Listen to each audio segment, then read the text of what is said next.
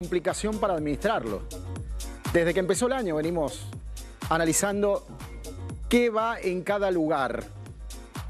¿A quiénes ponemos en Juegos Olímpicos? ¿A quiénes ponemos en Copa América? De hecho, ha habido una interacción entre Scaloni y Mascherano para ver cómo distribuían un poco el potencial de la selección argentina, más allá de que reglamentariamente haya diferencias notables. Pero ustedes saben que en el marco de los Juegos Olímpicos se aceptan hasta 3 jugadores mayores de 23 años. El resto tienen que ser menores de 23 años. Y ahí me quiero quedar porque aparece, tal vez, apuntada una de las noticias de la jornada. Que el Dibu Martínez, el Dibu, sí, el arquero, el mejor del mundo, no estará en los Juegos Olímpicos. El Aston Villa no le ha permitido viajar a París. Y ustedes dirán, ¿pero qué? ¿Se superponen las fechas? Hasta ahí, porque la Premier League empieza el 17 de agosto.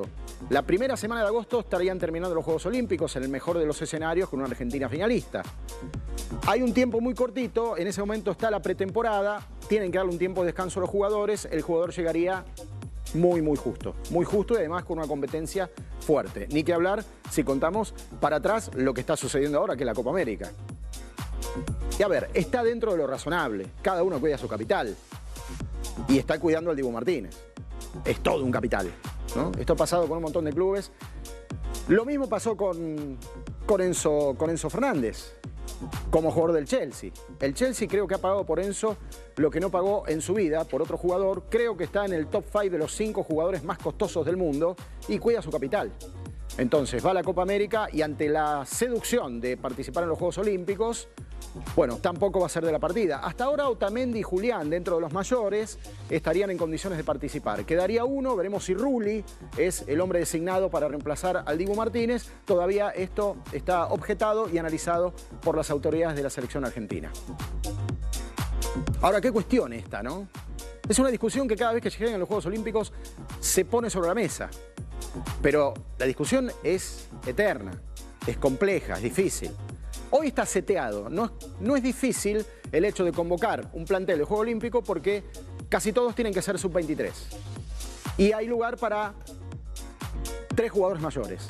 Pero el debate Comité Olímpico Internacional y la FIFA, la Federación Internacional de Fútbol, data del siglo XIX.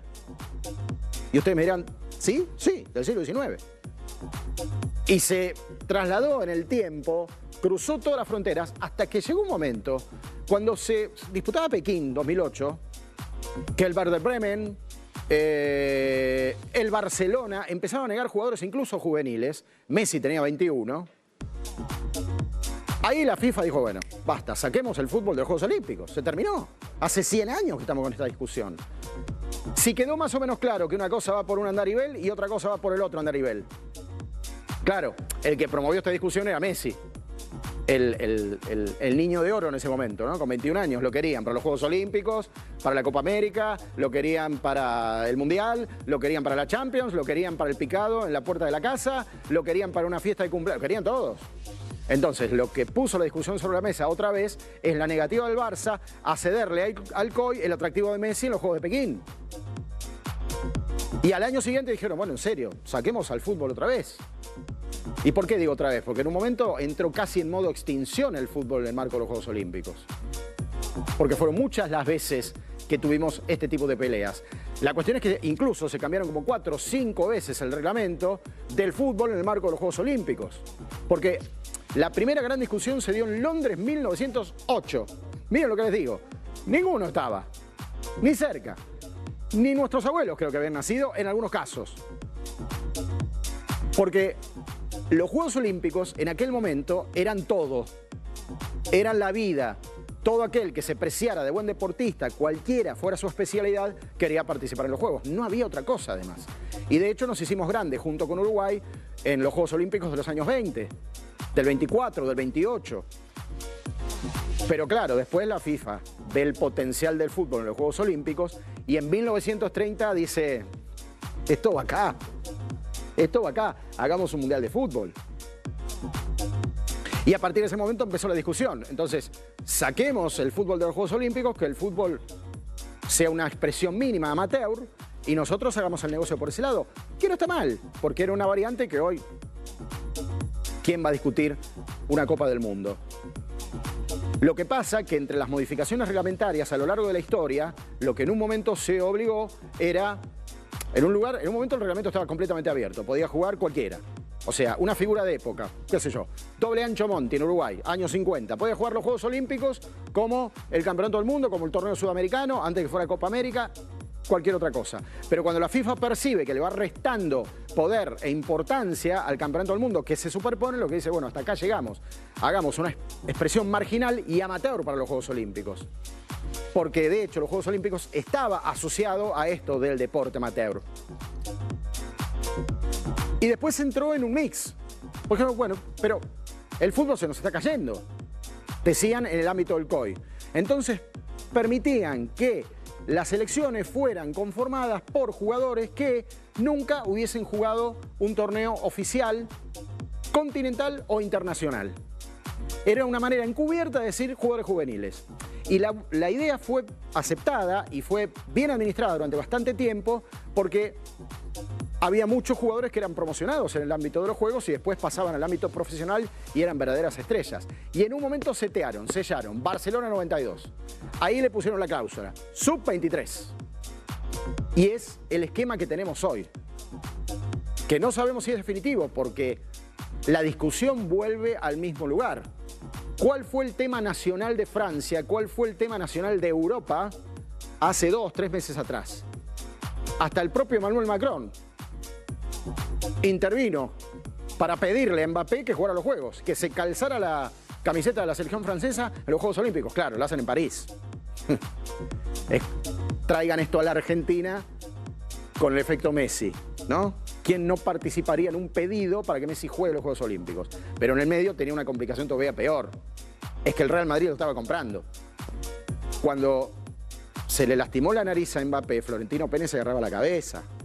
Pero no tenía otra, porque el tema es que no tiene recursos, parece increíble, el Real Madrid ante la FIFA, porque en torneos continentales administrados por FIFA a través de la UEFA, el llamado a un jugador de selección es obligatorio, salvo que por alguna razón el jugador renuncie.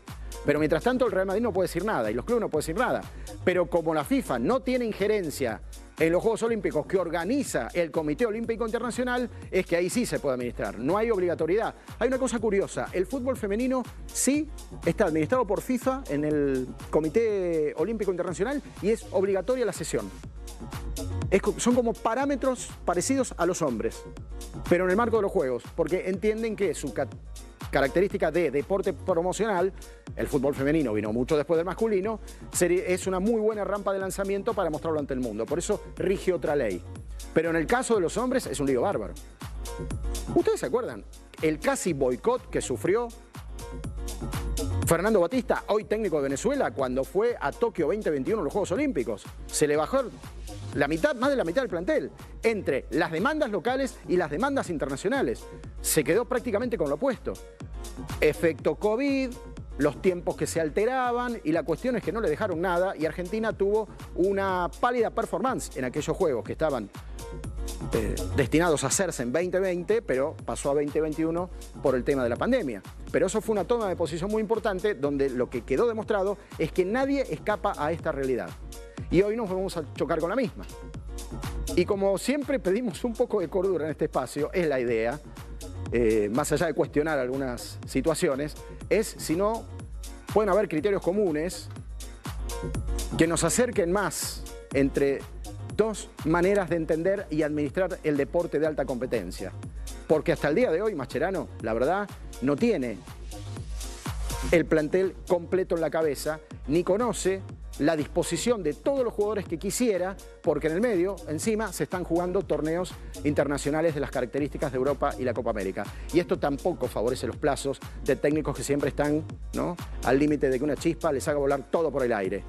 Y más, para algunos, que los Juegos Olímpicos realmente significan y representan mucho. Así estamos. Hay mucho para ver, hay mucho para administrar. Y esa es la clave que todavía no se ha podido resolver. Estamos en vivo, esta es la Zona Central. Edición de jueves, esperando la tercera presentación de Argentina en Copa América. Están invitados.